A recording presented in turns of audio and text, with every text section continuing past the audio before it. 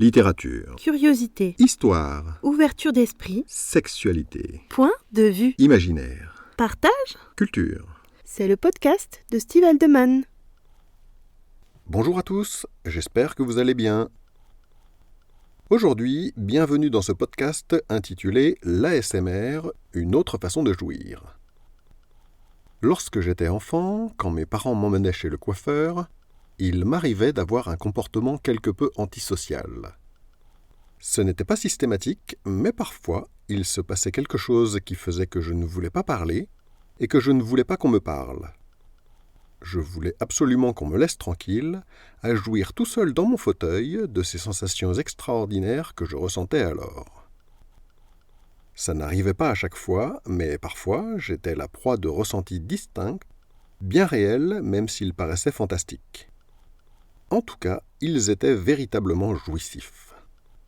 Je ressentais distinctement des picotements, de petits frissons au niveau du crâne, du cuir chevelu, qui se prolongeaient parfois jusque dans la colonne vertébrale.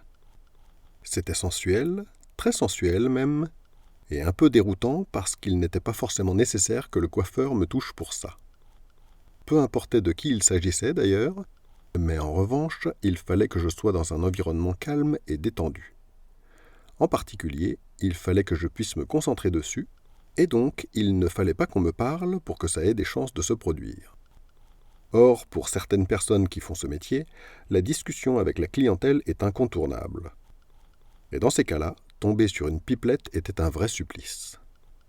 À l'âge que j'avais, j'aurais été bien incapable d'expliquer ce qui m'arrivait, et il aurait été très malvenu de dire à cette personne que je voulais qu'elle se taise. D'ailleurs, outre le fait que ça aurait pu lui déplaire, je me serais senti mal d'avoir été impoli, ruinant par là même tout espoir de ressentir les sensations agréables que j'appelais de mes vœux.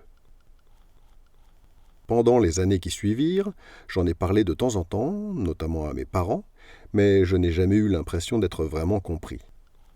Et puis, je n'avais pas forcément envie de passer pour un extraterrestre, et personne n'a jamais pu m'expliquer ce qu'il se passait. J'ai donc continué à profiter de ces jouissances du troisième type tout seul, dans mon coin, jusqu'à ce que je tombe par hasard, il y a 4 ou 5 ans, sur la vidéo de la chaîne YouTube du journal Le Monde, intitulée « Comment une vidéo peut-elle provoquer un orgasme cérébral ?» Et là, j'ai enfin pu mettre un mot sur ce que je ressentais depuis des décennies. ASMR. Merci, 1000 fois merci à cette chaîne. Bien entendu, vous trouverez le lien de cette vidéo en description si vous écoutez ce podcast sur YouTube. Sinon, je vous donne rendez-vous sur mon site stevealdeman.com. Alors, l'ASMR, qu'est-ce que c'est ? C'est un sigle qui signifie Autonomous Sensory Meridian Response. Je vais essayer de récupérer le son de Google Traduction parce que mon accent en anglais n'est pas aussi bon que je le voudrais. Si j'y parviens, vous allez l'entendre. Autonomous Sensory Meridian Response. En français, ça donne « réponse du méridien sensoriel autonome ». Je vous l'accorde, ce n'est pas très explicite. J'aurais aimé vous dire exactement ce que c'est et quel phénomène neurologique provoque ces sensations agréables, mais ça ne va pas être possible parce qu'à ce jour, personne ne le sait. On ne sait pas vraiment quel est le mécanisme, mais il a été identifié que certaines personnes réagissent plus que d'autres, et cela pourrait dépendre de leur personnalité psychique, de leur sensibilité particulière.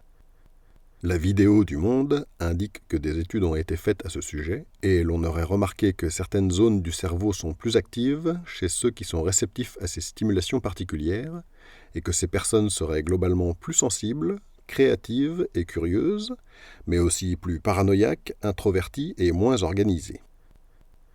En revanche, ce que l'on sait mieux, c'est quels sont les stimuli qui sont susceptibles de déclencher les ASMR.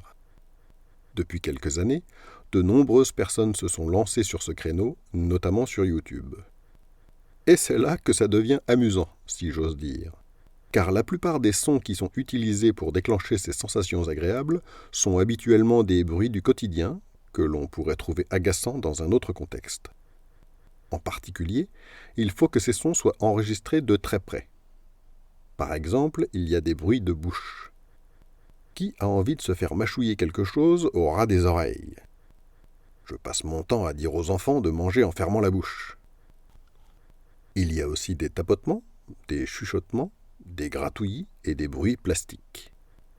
Personnellement, je suis très réceptif aux déclencheurs d'ASMR obtenus avec de la Playfoam.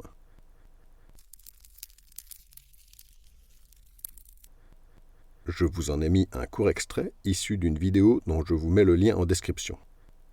Cela dit, comme pour la plupart des déclencheurs d'ASMR, il ne devrait pas fonctionner si vous n'écoutez pas ce podcast dans un endroit calme. Il y a peu de chances que cela marche donc, si vous êtes dans la voiture, agacé par les bouchons et au milieu des bruits de circulation qui n'ont rien de relaxant. Pour un effet optimal, écoutez ces vidéos au casque dans un endroit calme, et sachez que ça peut endormir. Si vous ne connaissiez pas l'ASMR et que vous deviez y être sensible, alors je vous envie. Trouvez-vous un endroit tranquille et payez donc à vos neurones une virée au 7e ciel. Vous pouvez découvrir les liens en description pour approfondir les sujets dont j'ai parlé. Si vous avez écouté cet épisode en podcast, je vous invite à vous rendre sur mon site stevealdeman.com pour y trouver les liens en question, d'autres articles ainsi que les romans que j'ai écrits et ceux qui seront bientôt publiés. Je vous souhaite une excellente journée et à bientôt dans un prochain épisode.